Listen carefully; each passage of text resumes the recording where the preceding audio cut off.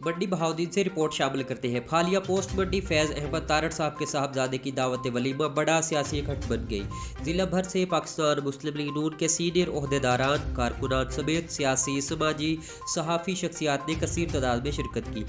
नायब सदर पाकिस्तान मुस्लिम लीग नून सफेद हाल मुकीम फालिया के साहबजादे का दावत वलीमा और साहबजादी की रुखसती की तकरीब मकामी मैरिज हाल में मुनक्कद हुई,